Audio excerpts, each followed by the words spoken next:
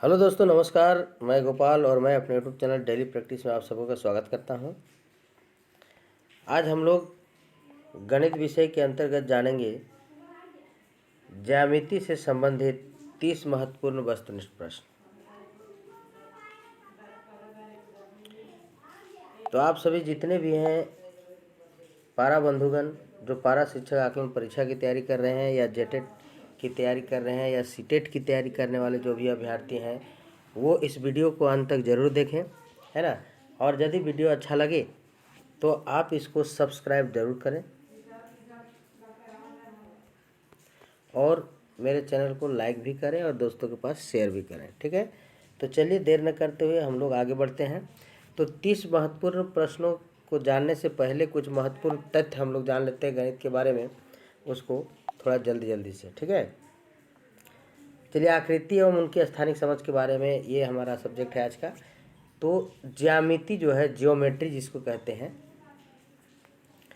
ज्यामिति शब्द की उत्पत्ति यूनानी भाषा के जियो और मैट्रिन से के मेल से हुई है। तो जियो और मैट्रिन दोनों के मेल से जियोमेट्री शब्द का उत्पत्ति हुआ है। और जियो का अर्थ है पृथ्वी या भूमि, जबकि मैट्रिन का अर्थ है मापन, ठीक है। चलिए अगला देखते हैं, बिंदु। बिंदु किसे कहते हैं? तो देखिए, अभी हमने ये जो चिन्ह लगाया ये बिंदु है।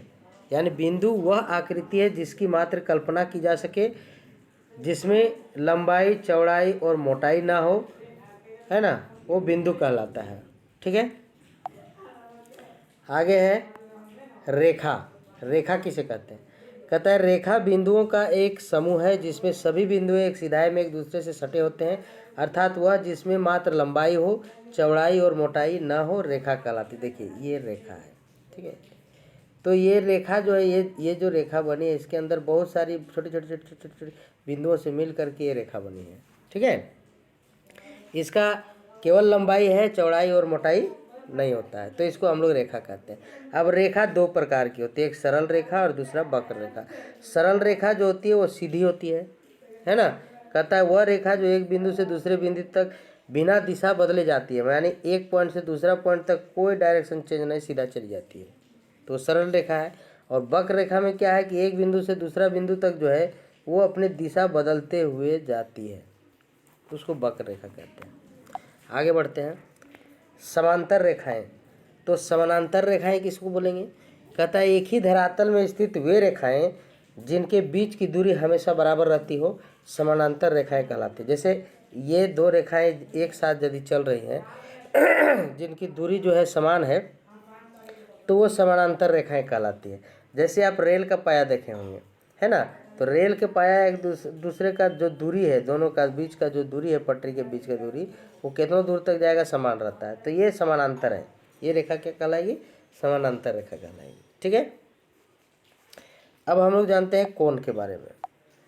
कहता है किसी बिंदु पर दो सरल रेखाओं के मिलने से जो झुकाव पैदा होता है उसे कोण कहते हैं। मान लीजिए ये बिंदु है और इस बिंदु पर इधर एक सरल रेखा और इधर एक सरल रेखा, दोनों का मिलन हो गया और मिलने से जो झुकाव पैदा हुआ उसको कोण बोलते हैं। ये हो गया कोण, ठीक है। अब कोण जो है विभिन्न प्रकार के हैं, उनके बारे में हम लोग जानेंगे। सबसे पहले हम लोग जानेंगे न्यून कोण के बारे में। न्यून कोण किसको बोलते हैं? कहता है वह कोण जिसका मान 90 डिग्री से कम हो न्यून कोण कहलाता है। जैसे 70 डिग्री, 75 डिग्री, 80 डिग्री आदि, ठीक है। जैसे ये इस तरह से यदि सीधी रेखा पर ऊपर में पड़ी रेखा आ जाती है तो वहाँ पे 90 डिग्री का कोण बनता है, ठीक है। इसको पहले जान लेंगे तो बाकी चीज़ जान लेंगे। अब कहता है 90 डिग्री से कम हो, यानी कहने का मतलब है कि ये जो रेखा है यहाँ से, अब ये कम, यहाँ से कम, यहाँ से कम, 90 से कम जितना होगा 80, 75, 60, यहाँ से, है ना, यहाँ से जो भी कम रेखाएं, जो भी रेखाएं बोल रहे, जो भी कम कोण बनेगा उसको न्यून कोण बोलते हैं। यानी 90 डिग्री से जो कम होता है उसको न्यून कोण बोलते हैं। समकोण किसको बोलते हैं? तो देखिए समकोण का अर्थ होता है जो कोण का माप होता है 90 डिग्री, उसको बोलते हैं समकोण, ठीक है। आगे आते हैं, अधिक कोण। अधिक कोण क्या होता है? वह कोण जिसका मान 90 डिग्री से अधिक हो तथा 180 डिग्री से कम हो, अधिक कोण कहलाता है। आपको एक चीज़ मालूम होना चाहिए कि कोई भी सीधी रेखा जो होती है वो 180 डिग्री होती है, जिसको ऋजु कोण भी कहते हैं। इसके बारे में हम लोग पढ़ेंगे। तो ये जो सीधी रेखा है 180 डिग्री है। अब ये सीधी रेखा और ये उस पर यदि पड़ी रेखा देते हैं तो यहाँ पे 90 डिग्री का कोण बनता है। तो कहता है कि अधिक कोण किसको बोलेंगे, 90 डिग्री से अधिक हो। यानी यहाँ यदि 90 डिग्री बन रहा है तो ये इस तरह से 90 से ज़्यादा यदि हो जाएगा, 100 डिग्री का हो गया, 110 का हो गया, ठीक है। यानी 90 से जो भी 95 हो, 96 हो, वहाँ से जहाँ से शुरू हो जाएगा आगे बढ़ेगा 90 से, है ना। और 180 डिग्री से कम हो, यानी ये इस सिधाई से इधर कम होगा लेकिन 90 से ज़्यादा होगा, तो उसको हम लोग बोलेंगे अधिक कोण, ठीक है। उसकी परिभाषा यही है कि जिस कोण की माप जो है 90 डिग्री से अधिक हो तथा 180 डिग्री से कम हो, उसको अधिक कोण कहते हैं। 120 डिग्री, 100 डिग्री, 125 डिग्री अधिक कोण है। ऋजु कोण, जैसा हमने बताया, ऋजु कोण को सरल कोण भी बोलते हैं। एक सीधी रेखा जिसका मान 180 डिग्री, मान ली इस पॉइंट से है, सीधी रेखा खींची गई है इस पॉइंट से, तो यहाँ ये जो होगा वो 180 डिग्री का होगा, ठीक है। आगे देखते हैं पुनर्युक्त कोण। पुनर्युक्त कोण, ये नाम सुनने में लग रहा है नया आप लोगों को, इसको याद कर लीजिएगा। वह कोण जिसका मान 180 डिग्री से बड़ा तथा 360 डिग्री से छोटा हो, पुनर्युक्त कोण कहलाता है। देखिए, आपको एक चीज़ समझना होगा, जो भी वृत्त है, गोलाकार जो भी है, ठीक है, ये 360 डिग्री होता है। कितना डिग्री होता है? 360 डिग्री होता है। ये एक सीधी लाइन जो होती है वो 180 डिग्री की होती है। कितनी होती है? 180 डिग्री का। ये बुनियादी चीज़ आप जान लीजिए। ये सीधी लाइन और उस पर पड़ी रेखा, यहाँ पे जो बनने वाला कोण होता है वो 90 डिग्री का होता है। यहाँ क्या कहता है? वह कोण जिसका मान 180 डिग्री से बड़ा, यानी कहने का मतलब यहाँ जो कोण बनेगा, यानी ये सीधा नहीं बनेगा और इस सीधा से ऊपर नहीं बनेगा। ये जब भी कोण बनेगा तो ये कोण इस तरह से बनेगा और इसके ऊपर वाला जो माप होगा ये कोण, ठीक है, ये होगा पुनर्युक्त कोण। और अगर इस कोण का लेते हैं तो फिर ये अधिक कोण हो जाएगा। ये कोण जो हो गया ऊपर में जो बना, ये 180 डिग्री से बड़ा है लेकिन 360 डिग्री से कम है, तो इसको बोलेंगे पुनर्युक्त कोण, ठीक है। अब जानते हैं संपूर्ण कोण के बारे में, ठीक है। वह कोण जिसका मान 360 डिग्री हो संपूर्ण कोण कहलाता है ना। जिस कोण का मान, तो ये जो पूरा है, जैसे चतुर्भुज में यहाँ जो बनता है, बनने वाला जो कोण है, ये यहाँ सभी मिला करके, तो ये 360 डिग्री का जो कोण बनेगा उसको बोलेंगे हम लोग क्या? संपूर्ण कोण, ठीक है। कोटिपूरक या अनुपूरक या पूरक, ये तीनों एक ही बात है, केवल नाम में अंतर है। याद रख लीजिएगा कि कोटिपूरक, अनुपूरक, पूरक किसको बोलेंगे। कहता है कि जब दो कोणों का योग 90 डिग्री होता है तो प्रत्येक कोण एक दूसरे का अनुपूरक कोण कहलाता है। दो कोण कोई भी, जैसे यहाँ पे 40 डिग्री और 50 डिग्री, ये 90 डिग्री हो गया। यानी पूछेगा सवाल कि 40 का अनुपूरक कितना होगा, तो 40 का अनुपूरक 50 होगा, या 50 का अनुपूरक कितना होगा? 40 होगा। यहाँ पे मान 20 डिग्री दे दिया है, अब पूछेगा 20 का पूरक कितना हो गया या अनुपूरक कितना हो गया या कोटिपूरक का, एक ही बात है, तो इसका 70 डिग्री हो जाएगा। दोनों जोड़ेंगे 70 20 90 डिग्री हो रहा है, ठीक है। तो ये आपको समझ में आ गया। इसी तरह ऋजु पूरक कोण या समपूरक कोण, ऋजु पूरक बोलेगा या समपूरक, दोनों एक ही बात है। क्या है कि दो कोणों की माप कितना होना चाहिए? दो कोणों की माप होना चाहिए आपका मिला करके 180 डिग्री, समझे। तो जैसे यहाँ देखिए 105 डिग्री और 75 डिग्री दोनों मिल करके हो गया 180 डिग्री। तो यहाँ पूछ सकता है कि 105 का संपूरक बताइए क्या होगा। 105 डिग्री का संपूरक कोण क्या होगा? तो आपको सिंपल सा हल कर देना है। 180 में 105 घटा देंगे तो हमारा 75 हो जाएगा, तो इसका जो संपूरक होगा वो 75 डिग्री होगा। समझा ये बात? तो इस तरह से हम लोग संपूरक निकाल सकते हैं। आगे है सम्मुख कोण। सम्मुख कोण, देखिए जब दो प्रतिच्छेदी रेखा, ये रेखा इस रेखा पर यहाँ प्रतिच्छेदित हो गया, तो ये जो कोण बनते हैं सम्मुख कोण, ठीक है, एक दूसरे का जो मुख है, एक है ना, तो इसको बोलते हैं सम्मुख या शीर्षाभिमुख कोण भी इसको बोला जाता है। समझ आई बात। अब हम लोग जानेंगे त्रिभुज। देखिए त्रिभुज यानी तीन भुजाओं से घिरे बंद क्षेत्र को, या बंद क्षेत्र, खुला नहीं, ओपन नहीं होना चाहिए, तो इसको बोलेंगे त्रिभुज। एक भुजा, दो भुजा, तीन भुजा, ये तीन भुजाओं से घिरे क्षेत्र को क्या बोला जाता है? त्रिभुज कहा जाता है। अब त्रिभुज के विभिन्न प्रकार हैं। भुजाओं के आधार पर त्रिभुज का तीन प्रकार है। एक विषम बाहु त्रिभुज, समद्विबाहु और समबाहु त्रिभुज। विषम बाहु त्रिभुज किसको बोलेंगे? जिसकी सभी भुजाएं, ठीक है, जिसकी सभी भुजाएं जो है बराबर नहीं होती, आपस में बराबर नहीं होती है। जैसे मान लो ये भुजा है, ये भुजा है, ये भुजा है, ये त्रिभुज है। अब ये तीनों भुजा है, यहाँ पे ये 5 सेंटीमीटर है, ये 4 सेंटीमीटर है, ये 3 सेंटीमीटर है, तो सब भुजा अलग अलग माप है, तो इसको बोलेंगे विषम बाहु त्रिभुज। अब इसी तरह समद्विबाहु त्रिभुज।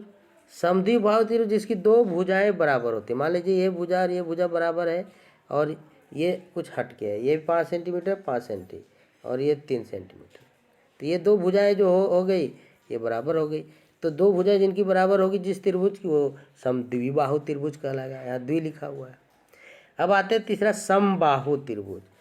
अब देखिए नाम से ही पता चलता है, आधा तो और नाम से ही हल है। समबाहु जिसकी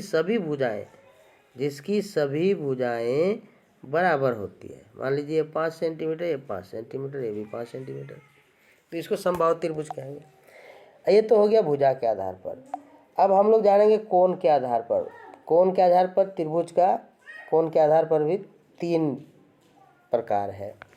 एक है न्यून कोण त्रिभुज, दूसरा समकोण त्रिभुज और तीसरा अधिक कोण त्रिभुज। न्यून कोण त्रिभुज किसको बोलेंगे? नाम से ही पता है, न्यून कोण हम लोग पढ़ चुके हैं। तो न्यून कोण त्रिभुज जो होता है, जिसके कहता है प्रत्येक कोण 90 डिग्री से छोटा हो, वह त्रिभुज जिसका प्रत्येक कोण जो है 90 डिग्री से छोटा हो। सब कोण 90 डिग्री से जिसका छोटा हो जाएगा, तो वैसे त्रिभुज को हम लोग क्या बोलेंगे? न्यून कोण त्रिभुज। ठीक है। जैसे मान लो ये 60-60 है, 60-60।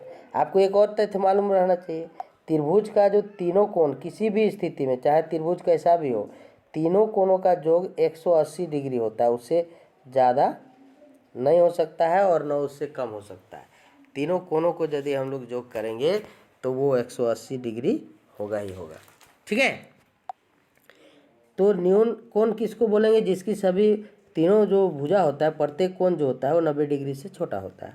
और समकोण त्रिभुज किसको बोलेंगे? जिसका एक कोण समकोण होता है, मतलब यहाँ ये 90 डिग्री है, बाकी ये दोनों कोण मिला करके 90 होना चाहिए। चाहे ये 70-20 हवे, 45-45 हवे, 60-30 हवे, जितना हवे ये दो मिला करके ये अकेले चूँकि 90 डिग्री का है। समझाई बात। तो जिसका एक कोण समकोण हो, एक कोण समकोण का मतलब एक कोण 90 डिग्री का हो, ठीक है, तो उसको हम लोग बोलेंगे समकोण त्रिभुज। अधिक कोण त्रिभुज किसको बोलेंगे? कहता है वह त्रिभुज जिसका एक कोण 90 डिग्री से बड़ा हो, अधिक कोण कहलाता है। जैसे मान लो कि ये त्रिभुज जो है यहाँ 120 डिग्री का है, ठीक है, तो ये 90 से बड़ा है। यहाँ सीधा यदि हम इसके सीधा खींचेंगे तो 90 होता है, तो 90 से तो अधिक है 120। समझ आई बात। तो जिसका एक कोण कहता है 90 डिग्री से बड़ा हो, तो उसको अधिक कोण त्रिभुज कहते हैं। आगे हम लोग जानते हैं चतुर्भुज के बारे में। ठीक है। चतुर्भुज, जैसे त्रिभुज 3 भुजाओं से घिरे क्षेत्र को कहते हैं, उसी तरह चतुर्भुज 4 भुजाओं से घिरे क्षेत्र को कहते हैं। इसमें 4 भुजा है। ठीक है। इसमें 4 भुजा के साथ साथ इसमें 4 कोण भी हैं। देखो ये कोण 4, ठीक है, और इसके चारों कोणों का जो 4 समकोण होता है, ये चतुर्भुज का लक्षण है। आगे हम लोग जानते हैं समांतर चतुर्भुज। वह चतुर्भुज जिसकी आमने सामने की भुजाएं बराबर और समानांतर हो, समानांतर चतुर्भुज कहलाता है। देखिए समानांतर चतुर्भुज का जो चित्र होता है उसको आप समझने की कोशिश करिए।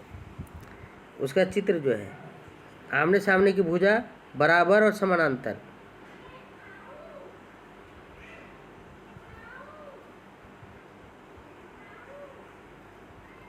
तो ये भुजा और ये भुजा बराबर, ये भुजा और ये भुजा बराबर होता है। तो इसको बोलते हैं हम लोग समानांतर चतुर्भुज। ठीक है, अब जानेंगे समलंब चतुर्भुज। कहता है वह चतुर्भुज जिसके आमने सामने की सिर्फ एक ही जोड़ी भुजाएं समानांतर हो समलंब चतुर्भुज कहलाता है। ठीक है, एक ही जोड़ी भुजा जो है, जैसे मान लीजिए ये है,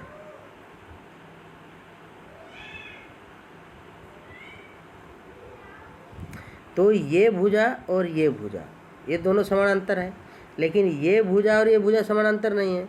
ये जिस तरह से है उस तरह से इसको भी रहना चाहिए, तो ये महोदय इस तरह से हो गए, तो ये समानांतर नहीं है। तो इस तरह की आकृति को हम लोग क्या बोलेंगे?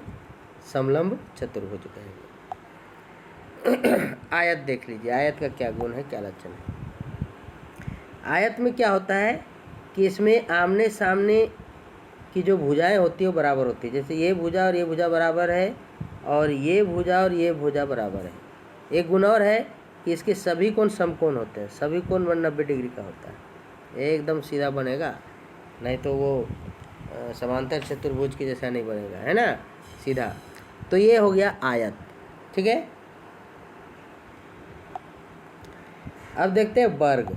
वर्ग जो है इस तरह से है, जिसकी सभी भुजाएं, आमने सामने नहीं, सभी भुजाएं, है ना, यानी ये भुजा और ये भुजा भी बराबर हो सकता है, ये भुजा और ये भुजा बराबर हो सकता है, ये भुजा ये भुजा, और ये भुजा भी बराबर है, सब एक दूसरे का बराबर होगा। और इसमें भी सब कोण जो होता है 90 डिग्री का होता है। ठीक है, तो इसको हम लोग बोलेंगे वर्ग। अब आते हैं हम लोग थोड़ा बहुभुज क्षेत्र जानते हैं। बहुभुज क्षेत्र कहता है वह समतल क्षेत्र जिसमें 4 से अधिक भुजाएं होती है, बहुभुज क्षेत्र कहलाता है। 4 से अधिक भुजा वाला, जैसे पंचभुज, इसकी 5 भुजा है, इसी तरह षष्ठभुज, तो ये सभी बहुभुज है। अब थोड़ा सा हम लोग वृत्त के बारे में डिटेल जान लेते हैं। एकदम वृत्त को समझना बहुत जरूरी है। ये है वृत्त, पूरा गोल। ठीक है, कहता है जब कोई बिंदु किसी स्थिर बिंदु के चारों ओर निश्चित दूरी रखकर घूमता है तो उसके घूमने से एक क्षेत्र का निर्माण होता है, उस क्षेत्र को वृत्त कहते हैं। जैसे ये यहाँ निश्चित बिंदु है, यहाँ से लेकर के यहाँ निश्चित दूरी है, और यहाँ से ऐसे राउंड मारा, निश्चित एकदम गोलाई मारा। ठीक है, तो ये जो गोला क्षेत्र हो गया यहाँ से निश्चित दूरी में, तो उसको हम लोग बोलेंगे वृत्त। ठीक है, जिस मार्ग में वह बिंदु घूमता है, ये जो जिस मार्ग में घूम रहा है, ये जो घूम रहा है जिस मार्ग में, इसको बोलते हैं परिधि। ये क्या हो गया? परिधि। ठीक है, जिस मार्ग में वह बिंदु घूमता है उसे परिधि तथा भीतर के स्थित बिंदु को केंद्र कहा जाता है। ये जो बीच में जो है यहाँ पे जो है ये केंद्र कहलाया, ये केंद्र बिंदु है यहाँ पे। ठीक है, जहाँ से ये घूम रहा है। वृत्त का जो केंद्र बिंदु है उसको हम लोग जानेंगे। देखिए ये जो सेंटर पॉइंट है यही इसका केंद्र है। ठीक है, फिर क्या कहता है? केंद्र से परिधि तक की दूरी को त्रिज्या कहते हैं। ये देखिए ये अभी है, और यहाँ जो केंद्र है, केंद्र से लेकर के परिधि तक, यहाँ तक जो दूरी आया, इसी को हम लोग बोलते हैं त्रिज्या। क्या बोलते हैं इसको? त्रिज्या। ठीक है, अब कहता है केंद्र से गुजरती हुई वह रेखा जो वृत्त की परिधि को दोनों ओर स्पर्श करती है व्यास कहलाती है। फिर देखिए ये जो वृत्त है, कहता है ये केंद्र से टच करते हुए एक छोर से दूसरा छोर में जा कर के ये केंद्र को टच करते हुए जाना चाहिए, तो इसको हम लोग बोलेंगे व्यास। क्या बोलेंगे इसको? व्यास। अब समझ में आ गया? ये हो गया व्यास, ये हो गया त्रिज्या, ये जिसके चारों ओर जो ये है घूम रहा है वो परिधि, बीच का जो क्षेत्र है वो केंद्र। ठीक है, और ये जो क्षेत्र है वो त्रिज्या हो गया। ठीक है, आगे हम लोग अब जानते हैं वस्तुनिष्ठ प्रश्न को अब हम लोग हल करेंगे। जो अभी जिन्होंने समझा इन सारे तथ्यों को, उनके लिए जवाब देना आसान हो जाएगा, और जिन्होंने ध्यानपूर्वक नहीं समझा है ना, उनके लिए थोड़ा कठिन हो सकता है। लेकिन चलिए फिर भी हम लोग डिस्कस करते हुए आगे बढ़ते हैं। पहला सवाल है कि जो कोण उभयनिष्ठ रेखा के दोनों ओर बने उसे कहा जाता है। जो कोण जो है उभयनिष्ठ रेखा के दोनों, मान लीजिए ये है, इसके ऊपर उभयनिष्ठ है रेखा, अब इसके दोनों ओर जो है कोण बनता है ना, तो दोनों ओर जो कोण बनता है इसको हम लोग क्या कहते हैं, तो इसको कहेंगे आसन्न कोण। क्या कहेंगे इसको? आसन्न कोण। ठीक है, फिर इसका थोड़ा सा देख लेते हैं, एकांतर कोण किसको बोलते हैं, सम्मुख कोण किसको बोलते हैं, पुनर्युक्त कोण किसको बोलते हैं। तो सबसे पहले हम लोग इधर देख लेते हैं। तो हम लोग देखा है आसन्न कोण, तो समझ में आ गया, इस तरह से जो रहेगा है ना, उभयनिष्ठ रेखा के दोनों ओर जो बनेगा वो हो गया आसन्न कोण। एकांतर कोण किसको बोलेंगे? जब दो रेखाओं के बीच में एक प्रतिच्छेदी, दो समांतर रेखाओं के बीच में एक प्रतिच्छेदी रेखा कर जाती है तो वहाँ पे एकांतर कोण बनता है। अब एकांतर भी दो तरह से बनता है, देखो एक और से देखो इस फिगर को, मान लो इसे 1 नंबर, 2 नंबर, 3 नंबर, 4 नंबर दे दिए, यहाँ 5 नंबर, 6 नंबर, 7 नंबर और ये 8 नंबर का कोण दे दिया है। ठीक है, तो ये यहाँ से लेकर के ये जो बाहरी ओर है ये बाह्य कोण हो गया, और यहाँ से लेकर के ये जो है बाहरी है। अब बाह्य एकांतर और आंतरिक एकांतर, एकांतर में होता क्या है कि जैसे यहाँ पे कोण 1 है तो कोण 1 बराबर क्या हो जाएगा, ये हमेशा एकांतर जो है तिरछा चलता है। ठीक है, ये यदि उत्तर है तो ये दक्षिण दिशा बताएगा, तो कोण 1 बराबर हो जाएगा कोण 7, और कोण 2 बराबर हो जाएगा कोण 8। समझे? फिर से देखते हैं, ये है प्रतिच्छेदित रेखा, ये भी है एक कोण, पहला कोण, दूसरा कोण, तीसरा कोण, चौथा कोण। ये कोण का नाम हम लोगों ने दिया, 5वां कोण, 6ठा कोण, 7वां कोण और 8वां कोण। तो यहाँ पर कोण 1 जो है बराबर हो जाएगा कोण 7, यानी ये कोण और ये कोण एकांतर कोण हो जाएगा। इसी तरह 2 कोण और कोण 2 और कोण 8 एकांतर है, ये बाह्य एकांतर हो गया। इसी तरह आंतरिक एकांतर में हम लोग देखेंगे अंदर वाला कि ये जो कोण 4 है और कोण 6 है, कोण 4 बराबर कोण 6, यांत्रिक एकांतर अंदर में, इसके अंदर का जो हो जाएगा ये 4 कोण और ये 6 कोण, कोण नंबर 3 और कोण नंबर 5 एक दूसरे का एकांतर हो जाएगा। समझ में आ गया? चलिए अब आगे बढ़ते हैं, थोड़ा सा सम्मुख कोण भी जान लेते हैं किसको। अभी हमने इससे पहले पढ़ा है थोड़ा सा कि इस तरह से जो एक दूसरे का मुख, ठीक है, विपरीत में होता है, सम्मुख हो गया, आमने सामने मुंह होता है। पुनर्युक्त कोण हम लोग पढ़े हैं कि 180 डिग्री से ज़्यादा होगा और 360 डिग्री से कम होगा, इससे कम और 180 से ज़्यादा, तो उसको बोलेंगे पुनर्युक्त कोण। ठीक है, तो यहाँ पे जो पहला का जवाब है आसन्न कोण। चलिए अब आगे बढ़ते हैं, दूसरा नंबर सवाल, जो कोण एक समकोण से छोटा हो उसे क्या कहते हैं? हमने बताया समकोण। समकोण देखिए, जैसे ही 90 डिग्री का आप फिगर बनाइएगा आपने समझ में आ जाएगा, ये 90 डिग्री का हमने बना लिया।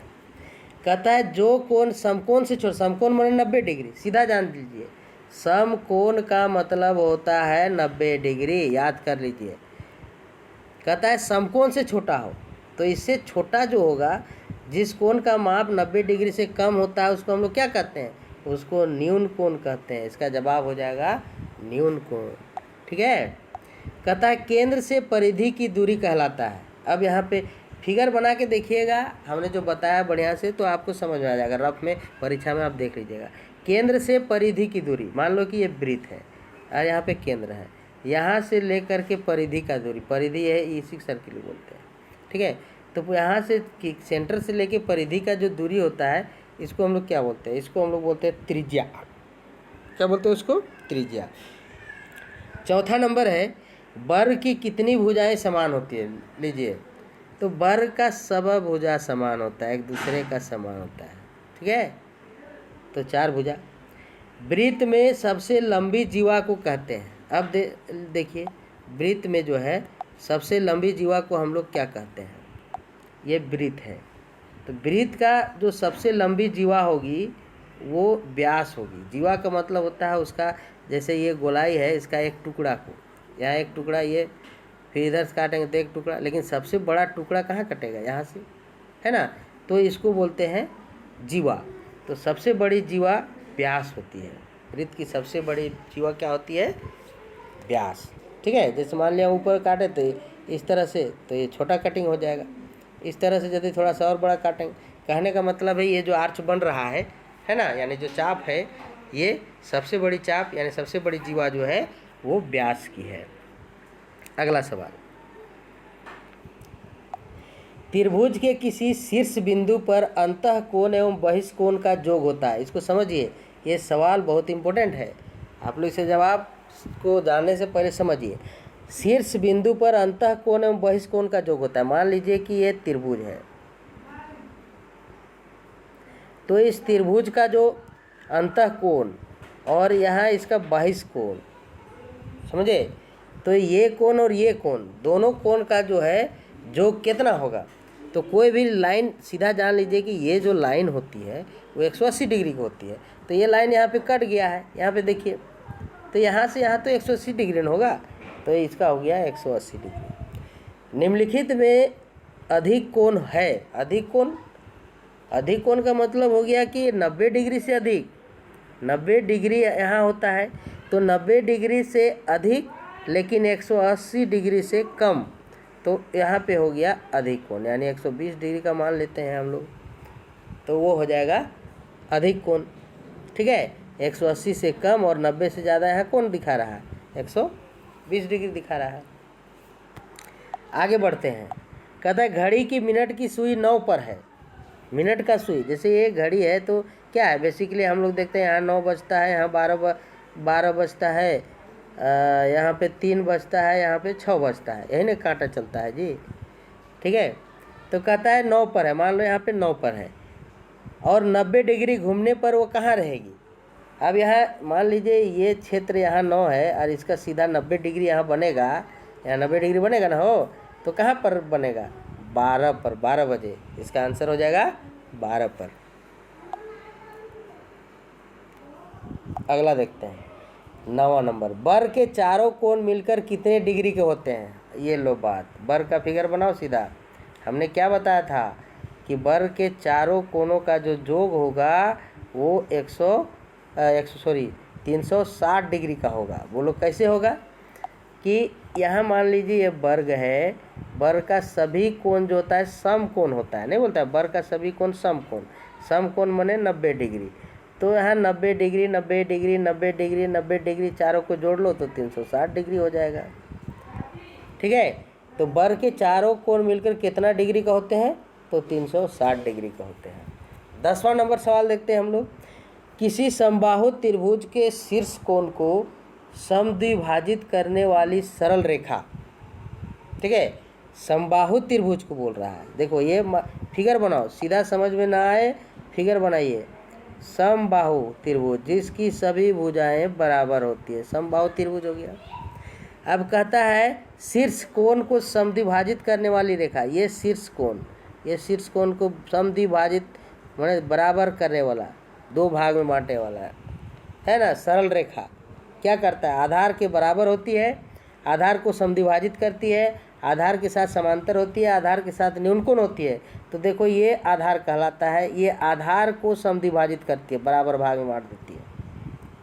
ठीक है, आधार को क्या करती है, समद्विभाजित करती है। आगे देखते हैं 11 नंबर,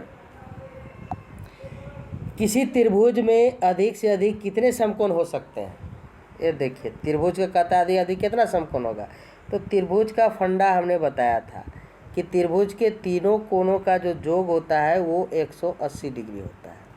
अगर एक कोण जो है न मान लो 90 डिग्री देते हैं, वो कहता है ना कितना कोण समकोण हो सकता है, तो एक कोण यदि 90 डिग्री देंगे और बाकी कोण फिर आरे को 90 देंगे तो दुए गो में 180 हो गया, जबकि 3 को मिला के 180 होना चाहिए। इसका मतलब ये है कि बाकी जो 2 कोण बनेगा वो 90 से कम रहेगा। तो इससे सॉल्यूशन ये निकलता है कि त्रिभुज का एक ही कोण समकोण होगा। कितने समकोण हो सकते हैं, तो एक ही कोण समकोण हो सकता है। ठीक है, 12 नंबर देखिए, समबाहु त्रिभुज का एक कोण कितने डिग्री का होता है। समबाहु त्रिभुज, ये देखिए समबाहु जिसकी सभी भुजाएं बराबर हैं, तो सभी भुजा बराबर है यानी बराबर भुजा तो कोणों तो बराबर रहेगा। तो यानी 60-60 डिग्री का सब रहेगा, तो 6 18 हो जाएगा, यानी 180 डिग्री तीनों मिला के हो गया। ठीक है, तो समबाहु त्रिभुज का एक कोण कितना का होता है? 60 डिग्री का। एकदम ये ऑब्जेक्टिव इसी तरह आएगा भैया, बढ़िया से सोच के भरिएगा, दिमाग लगा के। 25 डिग्री का कोटि पूरक कोण, देखिए ये नया जो वर्ड डाल देता है कोटि पूरक, यही कंपटीशन को डैमेज करता है। कोटि पूरक, अरे भाई ये पूरक ही है, 90 डिग्री दो कोण को जोड़ के जो 90 डिग्री बनेगा। तो 25 का कोटि पूरक कौन होगा? 25 में कितना जोड़ेंगे कि 90 होगा? हैं? तो ये 75 डिग्री में यदि हम लोग 25 डिग्री जोड़ देते हैं, देखिए 75 डिग्री में 7 8 2 9 और 1 10 हो जाएगा, यहाँ तो 100 डिग्री हो जाता है। इसका मतलब है 65 डिग्री होगा। इसका सीधा फंडा है कि दो कोणों का योग 90 डिग्री होना चाहिए, तो 90 से घटा दीजिए 25, तो हो जाएगा 65। ठीक है, अगला जवाब 45 डिग्री का ऋजु पूरक कोण। देखिए ऋजु पूरक कहेगा या समपूरक कहेगा, और ऋजु पूरक या समपूरक बोले तो दो कोणों का जो 180 डिग्री होना चाहिए। समपूरक बोलेगा तो 180, अब पूरक यदि बोलेगा या अनुपूरक या कोटि पूरक तो दो कोणों का योग 90 डिग्री।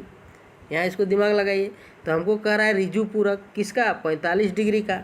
माने 45 डिग्री में और कितना डिग्री जोड़ेंगे कि 180 डिग्री होगा, तो 180 में 45 को घटा देते हैं, समझे? तो घटाइए 180 में 45 को, तो पता चल जाएगा कितना डिग्री होगा।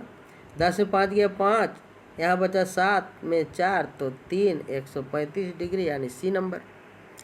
15वां सवाल क्या है? जो कोण दो समकोण से बड़ा परंतु 4 समकोण से छोटा हो उसे कहते हैं। दो समकोण से बड़ा, दो समकोण का मतलब कि 90 डिग्री और 90 डिग्री, 180 डिग्री की बात कर रहा है, यानी 180 डिग्री से बड़ा, और 4 समकोण मतलब 360 डिग्री से छोटा, तो उसको क्या बोलेंगे? हम लोग पढ़े थे ना पुनर्युक्त कोण, वही होगा। 16 नंबर देखते हैं, वर्ग की कितनी भुजाएं समान होती है? भाई वर्ग की सभी भुजाएं समान होती है, चारों का चारों। वृत्त में कितने व्यास होते हैं? अरे भाई ये वृत्त है तो ये सेंटर है, तो यहाँ हमने एक व्यास यहाँ से यहाँ काट दिया, दूसरा व्यास यहाँ से यहाँ काट दिया, अगर इस व्यास को काटेंगे तो तीसरा यहाँ से यहाँ काट दिया, चौथा यहाँ से यहाँ काट दिया, पांचवा यहाँ यहाँ यहाँ काटते रहो भाई ज़िंदगी भर, यानी ये अनगिनत होता है। कितना होता है? व्यास अनगिनत। 18 नंबर, जो सरल रेखा केंद्र से गुजरे और दोनों ओर परिधि को छुए उसे क्या कहा जाता है? फिर देखिए, जो सरल रेखा केंद्र से गुजरे और दोनों ओर परिधि को छुए, ये है, ये केंद्र है, यहाँ से गुजरा और यहाँ भी दोनों परिधि दोनों को टच किया, तो इसको क्या बोलेंगे? इसको व्यास बोलेंगे। 19 नंबर, समबाहु त्रिभुज की कितनी भुजाएं समान होती है? समबाहु त्रिभुज, देखिए जब भी बोले सीधा चित्र बना लीजिए, उसके बाद हिसाब किताब। समबाहु त्रिभुज की जिसकी सबकी भुजा बराबर होती है, कितनी भुजाएं समान होती है? तो तीनों भुजा समान होती है। 20 नंबर, 35 डिग्री का समपूरक, समपूरक और ऋजु पूरक दोनों भाई है, एक ही चीज़ है, भाई बोल रहे हैं। समपूरक के चाहे ऋजु पूरक, यानी समपूरक की बात हो रहा है, यानी 180 डिग्री की बात हो रहा है, दो मिला के 180 डिग्री। तो 35 का डिग्री का समपूरक कह रहा है, तो 180 में 35 घटाओ, 10 में 5 5, 7 में 3 4, 1 1 45 कहाँ है? टिक लगाओ। ये सवाल इस तरह से, आपका कंसेप्ट क्लियर, सवाल तुरंत। कौन पुनर्युक्त कौन है? ये देखिए पुनर्युक्त कौन का तो एक ही फंडा है, 180 से ज़्यादा और 360 से कम। देखिए 180 से ज़्यादा और 360 से कौन कम है? ये है 270 वाला। एक समद्विबाहु समकोण त्रिभुज के दो बराबर कोण में से प्रत्येक कोण होगा। देखिए समद्विबाहु त्रिभुज का बोल रहा है, त्रिभुज के दो बराबर कोण में से प्रत्येक कोण होगा। देखिए समद्विबाहु का मतलब ये होगा दो भुजाएं बराबर होना चाहिए, तो ये मान लीजिए ये समद्विबाहु त्रिभुज मान लीजिए ये है, ठीक है। तो समद्विबाहु त्रिभुज में क्या है कि एक कोण मान लीजिए कि ये 90 डिग्री का है, लेकिन बाकी तो 45 ना होगा भैया, तब 90 होगा। 90 90 180, तो ये 45 डिग्री होगा आंसर। 23 नंबर, एक समकोण त्रिभुज का एक कोण 20 डिग्री है तो दूसरा न्यून कोण होगा, कितना होगा? क्या कर रहा है? समकोण त्रिभुज का एक कोण 20 डिग्री है, बढ़िया से हिसाब लगाओ। ये समकोण त्रिभुज ऐसे होता है जिसका एक कोण 90 डिग्री का होता है। एकदम चित्र बनाओगे सीधा बन जाएगा रफ में। कहता है एक कोण 20 डिग्री है, यहाँ समकोण तो अकेले 90 है, ये है, यहाँ एगो कोणवा 20 डिग्री है, तो बताओ कि कोणवा कितना होगा? तो सब मिला के 180 होता है ना भाई। तो देखिए 90 है, यहाँ 20 है, तो यहाँ 70 ना होगा। तो 70 और 20 90 90 180 हुआ, तो दूसरा हो गया 70, तो इसका आंसर हो गया 70। आगे बढ़ते हैं 24 नंबर, यदि किसी त्रिभुज का एक कोण अन्य दो कोणों के योग के बराबर हो तो वह त्रिभुज होगा। देखिए किसी त्रिभुज का एक कोण, मान लीजिए त्रिभुज है, दो कोणों के योग के बराबर होगा। फिर वही हाल है 45 डिग्री वाला, ये है अकेले 90 डिग्री और ये दोनों 45 45 करके 90 है, तो ये दोनों कोण के बराबर ये अकेले 90 है कि नहीं है? ठीक है, तो ये कौन सा कोण होगा? वो समकोण होगा, समकोण त्रिभुज। एक त्रिभुज के दो कोण जो है, दो कोण 60-60 डिग्री का है। मान लीजिए ये है त्रिभुज, ये दो कोण इसका 60-60 डिग्री का है, ठीक है, तो वह त्रिभुज होगा। तो यहाँ 60 है, यहाँ 60 है, तो यहाँ भी 60 होगा, ठीक है। इसका मतलब ये जो भुजा में पूछ रहा है, ये कोण में नहीं पूछ रहा है, तो भुजा समबाहु त्रिभुज होगा। कौन सा होगा? समबाहु त्रिभुज। इसका फिगर इस तरह से बनेगा, सबका 60-60 डिग्री का बनेगा, है ना। 34 18 180 होगा, तो जिसकी सब भुजा बराबर होती है, इसका हो जाएगा समबाहु। अगला है 26 नंबर, निम्न में कौन सा कोण न्यून कोण है? ले लीजिए, न्यून कोण 90 से कम कौन है? ये है, तो न्यून कोण हो गया, सीधा याद रखिए। 27 में किसी त्रिभुज के तीनों कोणों का योग कितना होता है? त्रिभुज के तीनों कोणों का योग एकदम शुरू से बता रहे हैं 180 डिग्री होता है। 90 डिग्री का संपूरक कोण कौन होता है? यानी दो कोण को जोड़ने पर 180 डिग्री होना चाहिए, तो 90 डिग्री है और 90 दे देंगे, जो हो जाएगा संपूरक। एक समकोण त्रिभुज का एक कोण 40 डिग्री है, समकोण त्रिभुज का एक कोण 40 डिग्री है तो दूसरा न्यून कोण होगा। अरे समकोण मतलब ये तो पहले अकेले टाड़ लिया 90 डिग्री ये त्रिभुज में, अब एगो कह रहा है यहाँ पे 40 है, तो अगला कितना होगा? तो ये 40 और 50 90 इधर होगा, तब 90 90 180 होगा, तो इसका आंसर 50 होगा। लास्ट सवाल देखिए, थोड़ा सा डिफिकल्ट है। यदि किसी त्रिभुज का एक कोण अन्य दो कोणों के योग से बड़ा हो तो वह त्रिभुज होगा, ठीक है, वह त्रिभुज होगा। कहता है एक कोण अन्य दो कोणों के योग से बड़ा हो तो वो हो जाएगा अधिक कोण। कौन सा कोण हो जाएगा? वो हो जाएगा अधिक कोण, अधिक कोण त्रिभुज हो जाएगा। इसका आंसर हो जाएगा अधिक कोण, दो कोण से बड़ा। अब सोच लीजिए, तो मिनिमम हमने देखा था कि यदि 90 डिग्री वाला कोण है, त्रिभुज है, तो यहाँ पे 45 45 होगा, ठीक है। अन्य दो कोणों के योग से बड़ा पूछ रहा है, यानी 90 से ज़्यादा होना चाहिए, ठीक है, तभी होगा। तो 90 से जैसे ही ज़्यादा बढ़ेगा तो वो अधिक कोण हो जाएगा, 90 से ज़्यादा और 180 से कम यानी अधिक कोण हो जाएगा। तो इस तरह से आपने देखा आज का ज्यामिति और उससे संबंधित तथ्यों को देखा, उससे संबंधित वस्तुनिष्ठ प्रश्नों को देखा। तो आप लोग बने रहिए मेरे साथ, है ना। मेरे YouTube चैनल में डेली प्रैक्टिस मैं कराऊंगा, ऑब्जेक्टिव से लेके और उसके तथ्य को भी समझाऊंगा, है ना। तो आप लोग से अनुरोध है कि मेरे चैनल को सब्सक्राइब ज़रूर करिएगा। और मेरा ये जो व्हाट्सएप नंबर है, इसमें मैंने एक ग्रुप बनाया है, जितने भी टीचर्स हैं, पारा टीचर्स हैं, या जो जेटेट लिखने वाले हैं या टेट लिखने वाले हैं उन सब का एक ग्रुप है। उस ग्रुप में स्टडी मटेरियल जाते रहता है, इसलिए आप लोगों से यदि जो कोई भी जुड़ना चाहते हैं तो आप लोग इसमें जुड़ सकते हैं। 88 73 02 49 60 ये मेरा व्हाट्सएप नंबर है, ठीक है, व्हाट्सएप नंबर है। इसमें आप लोग जो है जुड़ सकते हैं और सबका ग्रुप मैं बना दूंगा। उस ग्रुप में स्टडी मटेरियल मेरा जाते रहेगा, मेरे वीडियोज़ भी चाहेंगे उसमें, उसके लिंक जाएंगे और आप लोग देखिए और तैयारी जम के कीजिए। सीटेट का निकल चुका है, सीटेट भरिए, जेटेट आने वाला है उसको भी, उसकी तैयारी पहले से रखिए। और पारा टीचर विशेष करके जिनके लिए मैं ये मेहनत कर रहा हूँ, उन बंधुओं से आग्रह है कि ज़्यादा से ज़्यादा जुड़ें और लाभ उठाएं। तो आज के लिए बस इतना ही। धन्यवाद दोस्तों।